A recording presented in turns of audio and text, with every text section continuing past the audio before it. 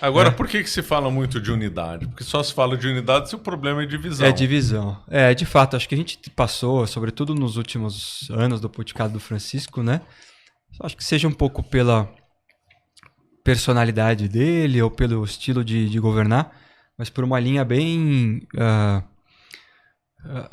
como dizer, né? Casa um pouco com aquela coisa do Cardeal Dolan de falar da clareza doutrinal. Eu acho que com a falta da clareza doutrinal e do ensino, se dá muita liberdade para as pessoas irem falando o que elas acham, porque não tem nada que as contenha. E se as pessoas vão falando o que elas pensam da cabeça delas e não o que a igreja pensa ou sempre pensou, ou mantida sob um redil de um pensamento comum e enfim, tradicional e magisterial, começa a surgir muitas oposições, né? Então o sujeito fala uma coisa, o outro discorda, e o Papa Francisco dava muito terreno para isso, né? O próprio conceito do sínodo é esse, né? No limite é ter essas visões conflitantes. E acho que isso foi agravando de fato divisões, né? Então tem diversos tipos, né? Tem a igreja da Alemanha que passou a pensar de um modo próprio. Aí nós nos acostumamos a falar em igreja da África, né? Os bispos da África, e nós acostumamos a dizer os bispos que apoiam a sinodalidade. Isso não é bom, né? O bom é que a igreja pensasse como uma só. Você pode ter discordâncias aqui e ali, principalmente os cardeais têm essa missão de levar essa discordância ao Papa para que ele se aconselhe e decida o que fazer, mas não publicamente, né? Não rachando a igreja em público. Isso não é bom. Né? Por exemplo, a questão daquelas bênçãos. Foi bom que os bispos africanos tivessem feito o que fizeram, de se levantar contra e dizer, olha, vocês fizeram isso sem consultar ninguém, soltaram esse documento aí do nada, nós aqui não temos como aplicar isso. Na nossa realidade, isso aí não tem como. Foi importante que eles tivessem se posicionado. Agora, não é bom que se chegue ao ponto em que os bispos tenham que se posicionar dessa forma, né? Então talvez tenha sido isso, naquela linha do Papa Gordo, Papa Magro, talvez esse tenha sido o defeito maior, o defeito final que tenha sido visto nesses últimos anos, que tenha pesado mais ali para os cardeais chegarem numa decisão, olha, nós precisamos de alguém que traga paz, que ponha um pouco, digamos assim, a bola no chão, deixa a poeira assentar, e trabalhe de fato para unir a igreja, né? Conheça agora a Caravela Kids. São 5 livros infantis incríveis para o seu filho conhecer a verdadeira história. Com 40% de desconto, frete grátis e um curso bônus até o dia 20 de maio.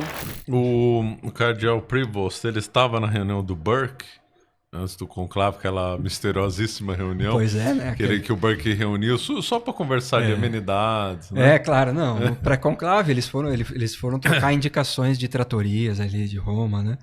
Com certeza foi isso.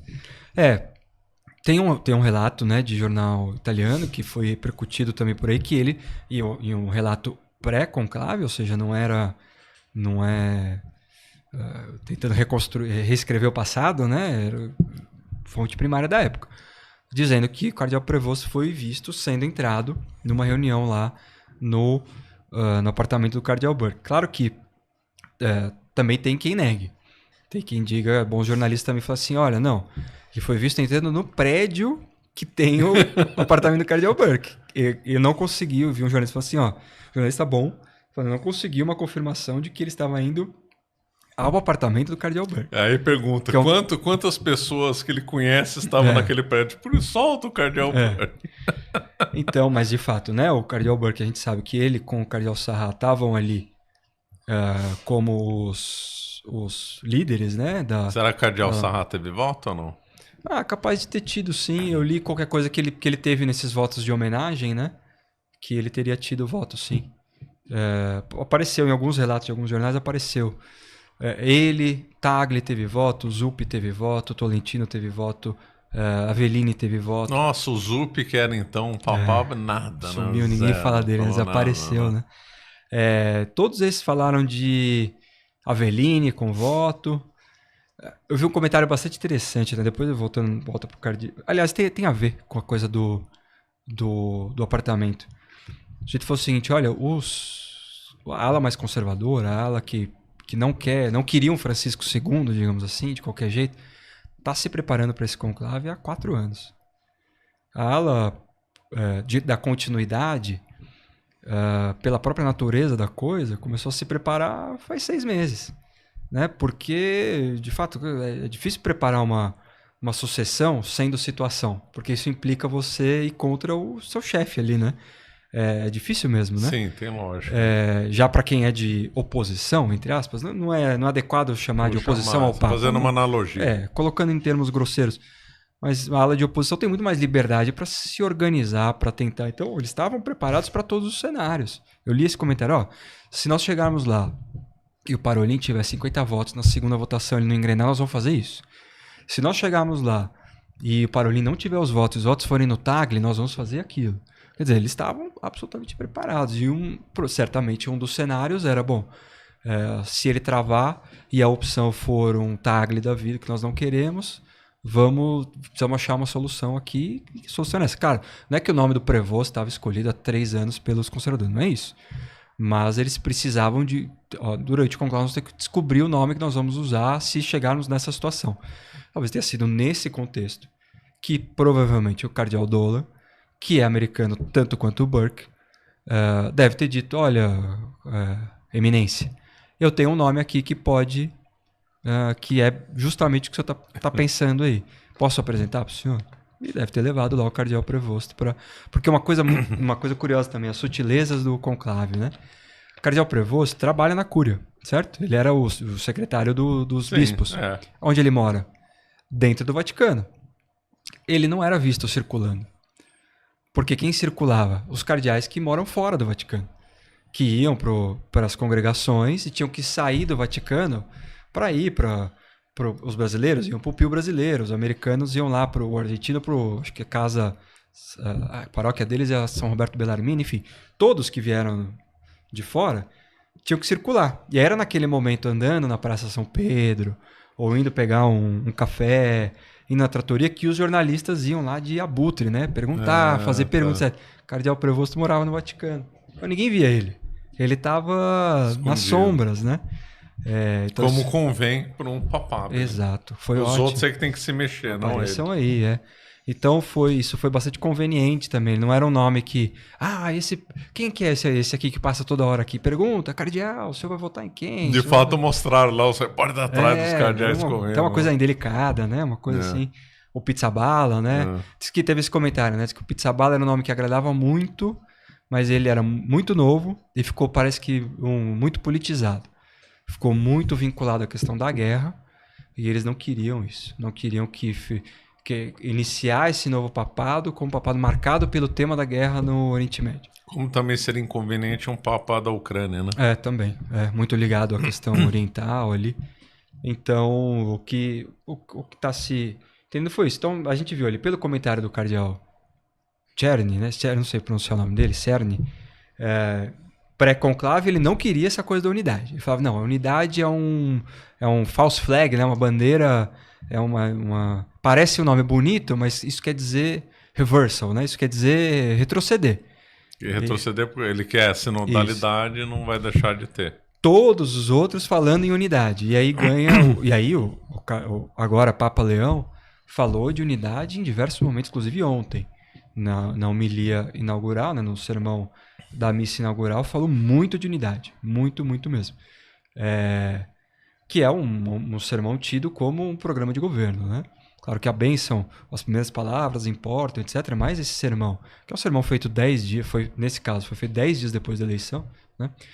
Aí, claro, né? Hoje ele já falou, ele já tinha dito na Lógia, tinha falado numa primeira conversa com os cardeais, e falou hoje mais veementemente que vai continuar com esse tema da sinodalidade, que vai continuar com o que o Papa Francisco falou, mas isso é exercer a unidade, né? Ele tem 69 anos, né? Não é ousado imaginar que esse papado vai ser longo.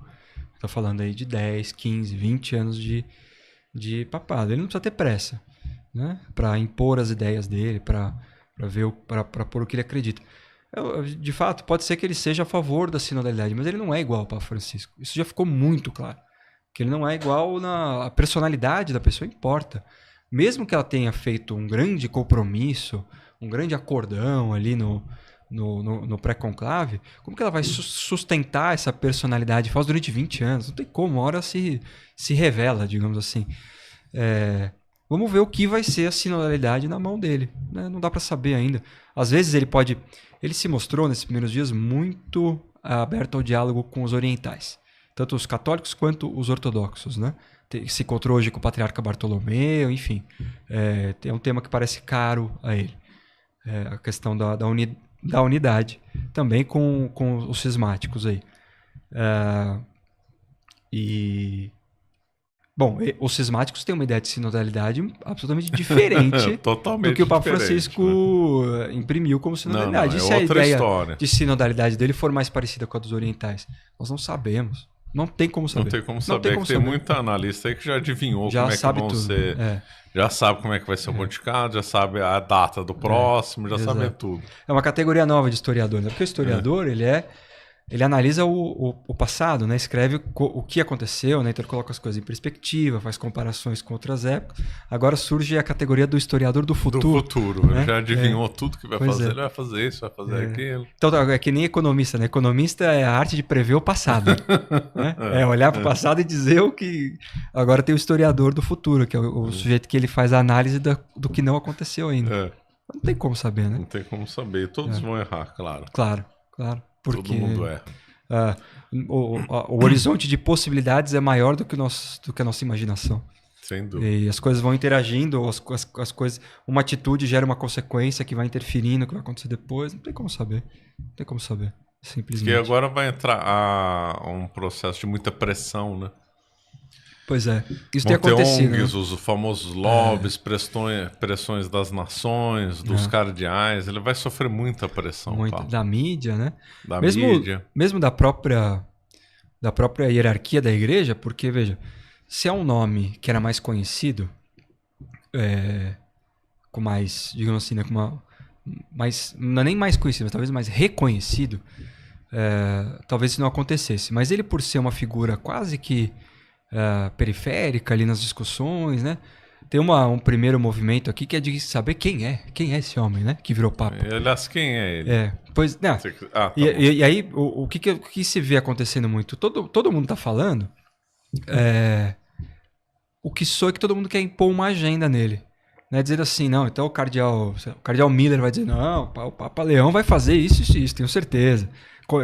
Aí vai lá os sinodalistas, né? Escreveram uma carta de parabéns pro Papa Leão, muito indelicada, porque a carta não é uma carta de parabéns, parece que é uma lista de exigências, né? Tipo assim, parabéns pela sua eleição, esperamos que o senhor continue fazendo isso e aquilo. Quer dizer, até aí vai junto um anexo, ponto 1, faça isso, ponto 2. Pois até por essa coisa, é uma coisa de compromisso. Então, se vê muita gente assim tentando, não, eu tenho certeza que é uma continuidade do Papa Francisco, eu tenho certeza que ele vai fazer A, B e C. Quer dizer, deixa o Papa ser o Papa, ele não deve dar nenhuma explicação. Mas é que eles têm que dar, por razões de política e conveniência, eles mesmo sabendo que não vai fazer, eles têm que dizer que vai fazer para manter uma certa pressão, uma chama acesa e tal. E deixa depois na prática descobrir o que vai acontecer ou não. E o Papa, acho que habilmente, vai falar, falem vocês aí, que a caneta é minha agora, né? Tem o que eu faço que eu quiser. Quem manda sou eu Quem agora. manda exato. Mas tava quem é o cardeal Prevost, né? Muito curioso, né? Porque quando muita gente até reagiu da nossa turma, né? Que esperava algo mais... um cardeal Sarra, né? Alguma coisa assim. Umas ilusões, mas não esperaria... De fato, né? Se nós que tivemos anos... Foram anos difíceis, né? Sobretudo o final aí do pontificado do Papa Francisco.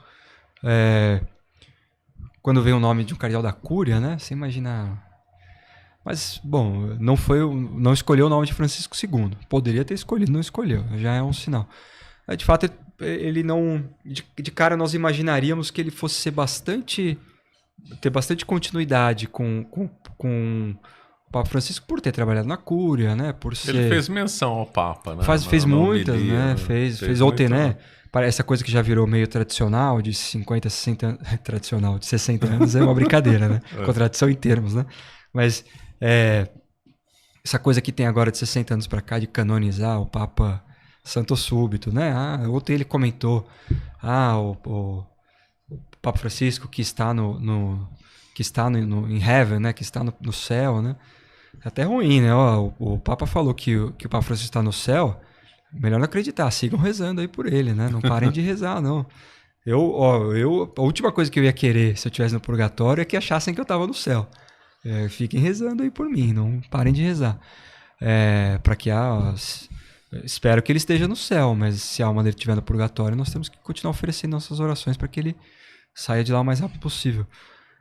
Então tem nessas referências, né? Ele diz que vai seguindo uma continuidade, etc. Agora, a personalidade da pessoa importa, o modo dela ser importa. Acho que está bem óbvio, bem claro que ele é muito diferente do Papa Francisco, né? Seja o que mais chama atenção é uma sensibilidade litúrgica inicialmente, né? A questão dos primeiros paramentos, a questão do latim, dos cânticos, etc. Seja pelo próprio jeito, né? Parece bem... É bem calmo. Bem calmo, tranquilo, parece que escuta bastante, né? Ele tem essa... Bom, esses homens religiosos, né? Eles carregam muito da ordem religiosa que eles pertencem, né? O Papa Francisco era um jesuíta, né?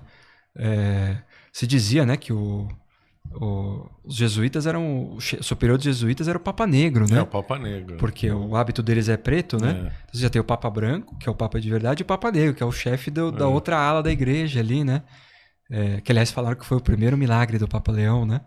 Fazer um jesuíta colocar hábito, que o chefe dos jesuítas foi lá cumprimentá-lo na missa de ontem, falando em nome das congregações religiosas. Ele que representou o padre Arturo Sousa, né, e estava de hábito. Eu falei assim, nossa, mas é um milagre, né? Fazer esse homem usar um hábito.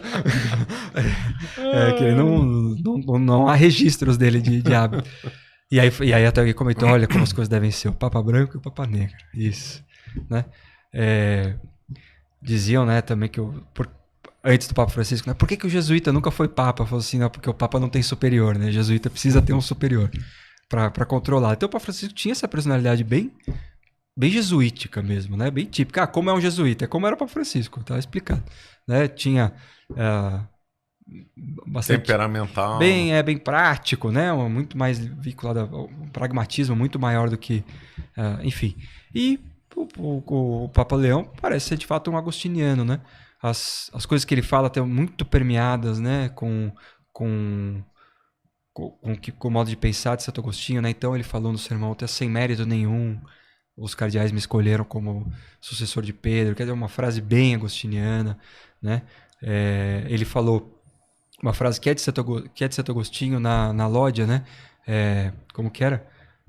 Com vocês sou cristão, mas para vocês sou bispo, né? Que é uma frase de Santo Agostinho, se eu não me engano. Então, tem muitos elementos aí dessa personalidade, que é uma personalidade, o agostiniano, bem mais religioso, né? Tem uma coisa introspectiva, né? Então talvez ele carregue, você vê que ele está sempre mais parece menos agitado, né? E nas primeiras palavras dele, ele tem também demonstrado isso, bastante cristocêntrico, né? Sempre falou de Nosso Senhor muitas vezes, né? Na loja ele se referiu aos católicos como o povo de Deus, que é algo que não é muito ecumênico, né? Claro, hoje já teve um encontro mais ecumênico, ele falando que vai seguir no ecumenismo. Sim, hoje já teve um discurso diferente. Mais ecumênico, mas eu acho que ele vai... Por enquanto são sinais, né? O cardeal, o que nós precisamos saber é, o cardeal Prevost morreu, o cardeal Prevost não existe mais, é até esse costume, né? Isso tem muito com o Papa Bento XVI. Quando se vai, como ele foi do Santo Ofício por muitos anos, tem muitas coisas que ele disse, ele escreveu meio quase que magisterialmente por ser do Santo Ofício, mas que quando nós vamos nos referir a elas, nós dizemos, tem uma frase do cardeal Ratzinger que é tal. Tem uma frase do Papa Bento XVI que é tal, porque são duas pessoas diferentes, né? Porque quando ele fala como Papa, é uma outra autoridade, é uma outra nível. Graça que ele recebe para dizer aquelas coisas. Então, mesma coisa do cardeal Prevost agora. Tudo que ele foi como cardeal, nós podemos ter como indício do que pode ser o Papa Leão. Agora, o Papa Leão é outro homem, né? E ele parece saber bem o peso disso, né? Em 2 momentos isso ficou claro. Quando ele é aclamado pela praça, né? Logo da eleição, ele se emociona. E ontem, quando ele recebeu o anel do pescador. Aquela foi impressionante. Impressionante, porque ele já recebendo o anel do cardeal Tagle, né? Antes recebeu uma balinha, agora recebeu o anel, melhorou, né? Melhorou. Bom, um anel muito bonito de ouro, né? O Papa Francisco era de prata, se eu não me engano. Ele faz um de ouro, bem bonito. Tem o nome dele por dentro e tal. E a hora que ele recebe, você vê que ele recebendo aquilo, ele já se emociona. E ele olha pro anel. Ele põe a mão e ele olha pro anel e você vê o peso daquela coisa em cima dele. Responsabilidade. Acho que ele tem... Acho que essa... Parece bastante legítimo que ele entenda que aquilo é muito maior do que ele. Que aquilo lá não é brincadeira, né? Nosso amigo Lucas ontem comentou, parece que ele olha pro ofício petrino, né? Pro pontificado, ele olha de baixo para cima. Ele não olha de cima para baixo. Ele fala, nossa, onde eu vim parar? Onde que me meteram? Falaram que ele falou isso no jantar. No jantar lá, logo depois do conclave, ele entra já de branco, né? Claro. Então todos os cardeais lá recebem ele com uma salva de palmas, esperando para ele abençoar o jantar. E antes da bênção ele fala, que Deus os perdoe pelo que vocês fizeram comigo. Teve um outro papo que falou isso no passado. Que também pediu. Eu não lembro qual. Pra perdoar, Imagina, deve ser. Bom, São Pio X, parece que ele recusou a primeira votação, né? Ele pediu chorando para não votarem nele, né? E os votos vinham. Aí disse que ele recusou e na outra votação ele teve mais voto ainda. Recusou? Agora então tá bom. Recusou, então você é o homem certo. Porque tem isso, né? Quando eu não gosto de usar a palavra cargo, porque parece que é uma coisa burocrática. Mas não é um cargo, mas vamos chamar de cargo, né? Mas que o melhor homem o mais indicado para um cargo é aquele que não quer o cargo. Não quer o cargo. Porque se ele mais humilde. Né? Porque é o que não vai fazer por obrigação, então vai fazer direito, né? Não vai fazer por uma vaidade. Por causa de status, por causa disso. Ou porque desejou muito aquilo, né? Então ele vai entrar. Verdade. E talvez parece que ele sentiu o peso disso, né? Sem romantizar nem nada, né? É só um sinal que ele vem dando. Parece... É um bom sinal, né? Um bom sinal. E quais as notícias dele lá do Peru? Parece que o pessoal gosta muito dele lá. Deixou uma muito boa impressão, né? Primeiro ele viveu numa região muito, muito pobre.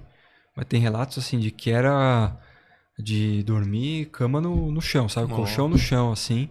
De rua de terra batida. Um cara muito pobre mesmo. Que ele foi no início da missão dele lá. Criou um vínculo lá. Claro que devia circular nas cidades maiores, porque foi ficar superior da ordem. Então devia ser, no mínimo, tinha que ser conhecido, né? Para ser eleito superior. E depois ele vai para os Estados Unidos para ser o superior da ordem, acho que para a América, e volta como primeiro administrador da diocese, depois fica bispo, né? De Chicacho, né? Eles falam Chicacho, né? Então ele teve 2 tempos no Peru, então. Depois ele volta como bispo. E aí também o pessoal gosta muito dele lá. Deixou uma impressão muito boa. Ele andou pelo Brasil também, foi visto tomando cervejinha. Não, vai ter foto dele. É curioso isso, porque acho que o primeiro Papa da história que tem uma vida muito documentada, né? Porque mesmo o Papa Francisco nasceu, se não me engano, em 36. Foi ficar padre em 69, se não me engano. Que foi quando começa... nos anos 60 começa a ter uma difusão de mídia, de máquina fotográfica, filmagem. Então nós vamos ter fotos do Papa Francisco moço no início da vida dele como padre, raras, né? Só de grandes momentos. Vai ter foto dele da ordenação, vai ter uma foto dele na primeira missa. Do Papa Leão, não tem foto de tudo dele. Acharam um vídeo dele num jogo de beisebol lá nos Estados Unidos em 2005.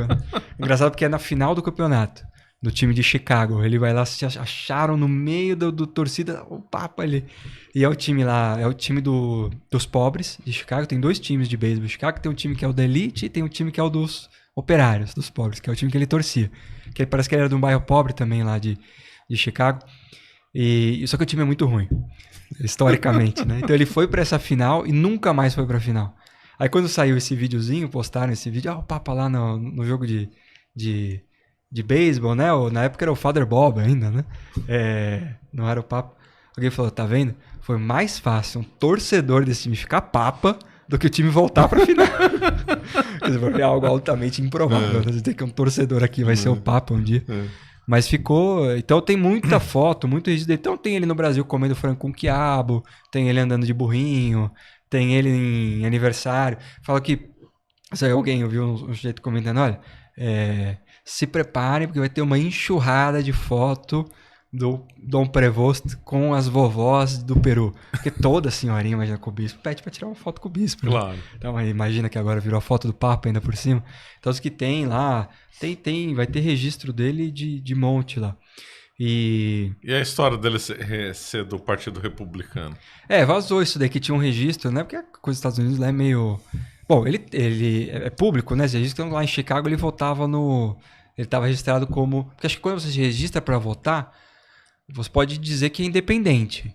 Mas só tem que dizer que é de algum... Qual é a sua filiação. Se você tiver uma filiação, tem que dizer na hora de fazer o registro por voto, né? E parece que ele se registrou como republicano lá.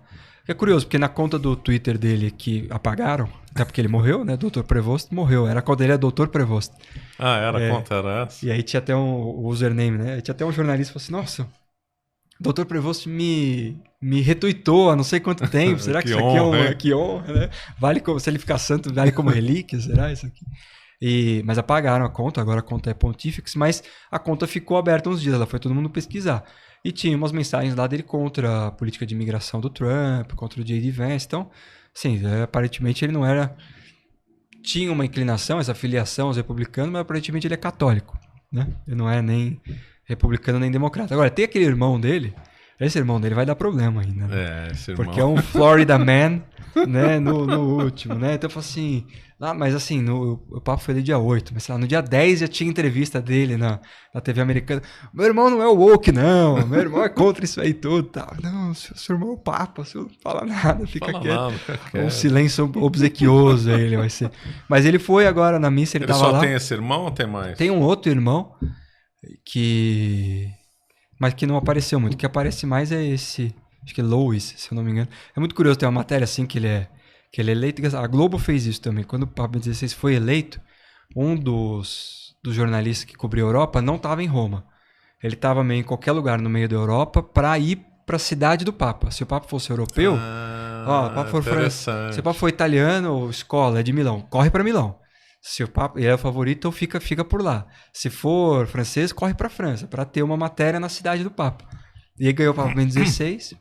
E acontece, tem no YouTube esse vídeo, o repórter vai para a Alemanha, acho que até aquele careca Marcos Uchoa, ele vai para a Alemanha, para Freiburg, e começa a andar lá na cidade procurando qualquer coisa do cardeal. Aqui foi a universidade que ele deu aula, aqui foi o lugar que ele morou, olha só que bela a casinha que ele morou. Aí quando ele tá lá falando isso, abre a porta e sai um padre meio curvado assim.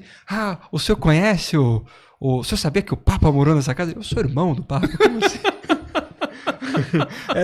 O irmão do Papa Bento XVI era padre também, né? Morreu antes dele até. Eu esqueci o nome dele agora. Acho que era George Hatz. Nossa, que surpresa, hein? Meu irmão quer entrar, quer comer alguma coisa? Entra. Ele almoçou com o irmão do pai. E fez uma matéria que, imagina, foi um furo, né? Nossa, foi um furo enorme. Foi por acaso, assim? Por acaso, tava andando lá, passou aqui, morava o Papa, o senhor conhece? É meu irmão. Foi isso 2 dias depois da eleição. E aí fizeram a mesma coisa, só que foi mais fácil encontrar o irmão do Papa na Flórida, né? E aí tem ele lá, eu sou... Ele pega o telefone, eu tenho o telefone aqui do meu irmão, do Bob, quer ver? Eu vou ligar pra ele. Ele liga pro Papa. Sério? Aí toca 2 vezes, o Papa atende, o Papa nem fala oi, ele fala, por que você não atende o telefone quando eu te ligo? Aí ele, nós estamos ao vivo, hein, aqui na ligação. Ele, desculpa, não, mas era o Papa falando com ele. Como pode, né? É um Papa que tem um irmão, ele foi lá, né, tava na missa ontem, hoje o Papa recebeu a comitiva americana, né, com o secretário de Estado, né, o Marco Rubio e o vice, J.D. Vance, e da foto oficial com toda a comitiva tá lá o irmão do Papa, se enfiou no meio da comitiva. Agora ele tá nas nuvens, todos, né? Mas é tudo que ele queria. Mas ele vai acabar falando alguma bobagem ainda, alguma coisa que ele não deveria falar. O Papa Francisco tinha irmã, né? Tinha uma irmã, Que foi... Isso aí foi um dos o pessoal ficava, né, capturando sinais, né? Porque a comunicação do Vaticano não é exatamente conhecida pela transparência. Não. Né? Mas quando falaram, ó, parece que a irmã do Papa tá vindo de Buenos Aires para Roma. É coisa grave. Ela fala, o povo então é grave. já começou a monitorar. Porque parece que ela mesma falou, não vejo meu irmão há 8 anos, uma coisa assim. Eu tive com ele no começo do pontificado, nunca mais o vi. De fato, né? É um negócio que não tem como...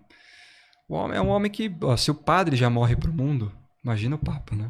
É difícil, né? Mas foi lá, o irmão dele abraçou ele, quebrou o protocolo absolutamente, né? Vai falar o quê? O irmão do Papa. Né? Os reis todos se ajoelhando, né? O presidente da Polônia se ajoelhou para cumprimentar o Papa. O irmão dele chega lá, cumprimenta, abre o braço, né? Dá um abraço ali no Papa.